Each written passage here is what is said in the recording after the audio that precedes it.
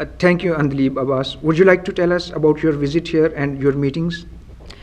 Yes, I've come over here on a personal capacity. Obviously, I'm from Pakistan Tehreek-e-Insaf, and I've been meeting a lot of state officials over here, the State Department over here.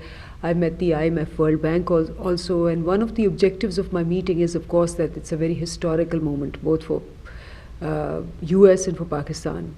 For US, because they are changing their administration and a new president is taking office, and for Pakistan, because Pakistan is at a juncture where it is either going to present a big change in Pakistan or it's going to be a continuation of it. And the Panama Leaks Supreme Court case is going to be decisive in deciding that. So I've come over here and I've met all these state officials also and various organizations also. And my message to them is that, yes, President Trump has made this statement that he intends to eradicate terrorism from the face of the earth. But my message is Pakistan is also interested in that, because Pakistan has suffered from terrorism more than any other country. In the last 15 years, we've lost about over 60,000 people. In some estimates, it's 80,000 people. And that is more than many countries put together. So we are very interested in removing terrorism.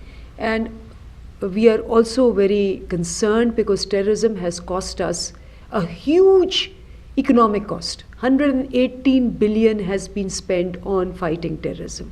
So my message over here is that yes, that is our objective too, but that objective needs a different approach.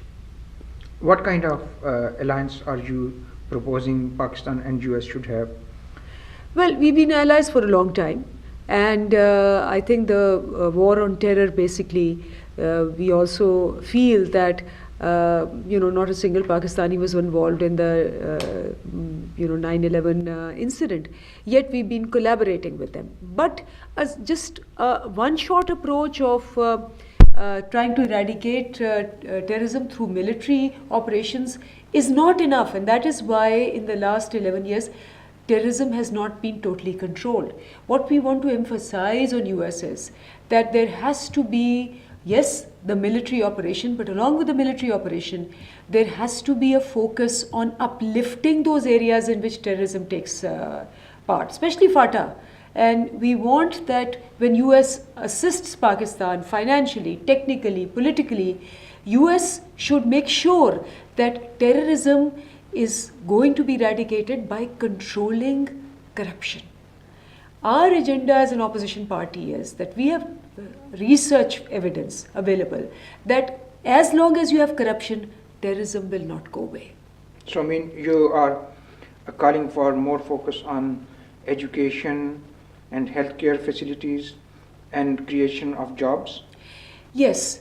What we have found, and that's US research also and our research also. In fact, we were the other day on US Institute of Peace, and they've just brought out a report in October on US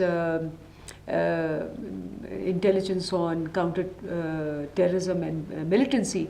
And they are very clear on it that the political dynastic system of Pakistan has made National Action Plan become less effective. And that it's less effective, why? Because corrupt governments will never be able to control terror financing. Corrupt governments will never be able to have merit-based people. Look at NACTA. NACTA for the last 3 years, which is supposed to counter terrorism, has just had one meeting.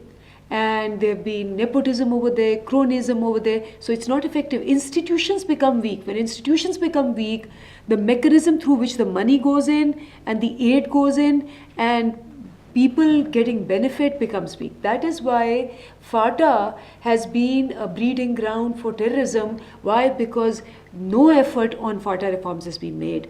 Education is not there, health is not there, employment is not there.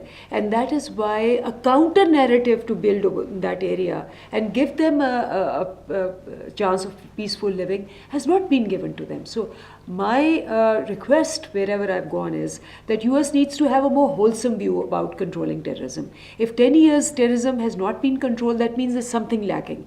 And what is lacking is, one, the money that goes into corruption, and US should insist that corruption should be controlled, accountability should be held, transparency should be held, and should be also emphasizing the social and human development of that area. Thank you.